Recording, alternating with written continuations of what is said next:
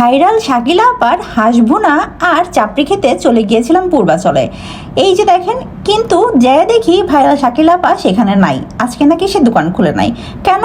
কারণ হচ্ছে এখন নাকি অনেক মানুষ দেশে চলে গেছে ঈদের জন্য, তার জন্য সে নাই। কি করার, আর তার মায়ের দোকানেই খেয়ে ফেললাম।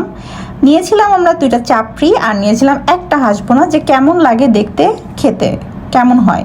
বাট বিশ্বাস করেন ভাই, অনেক মজা লাগছে, অনেক মজা লাগছে। চাপড়িটা একেবারেই ডিফারেন্ট। এর মধ্যে মনে লেবু পাতা দেয়, লেবুর একটা সুন্দর একটা ফ্লেভার ছিল, লেবুর পাতাও আমি পাইছি চাপড়ির মধ্যে। জাস্ট অসাম লাগছে। শাকিলা আপার দোকানে তো খেতে পারলাম না, কিন্তু শাকিলা আপার মায়ের হাতের রান্না কিন্তু খেয়ে আসলাম। অনেক মজা লাগছে আমার কাছে, গরম গরম। এই যে একটা হচ্ছে রুমালি রুটিও নিয়ে নিয়েছিলাম, মাংসের সাথে দিয়ে খেতে বেশ লাগতেছিল।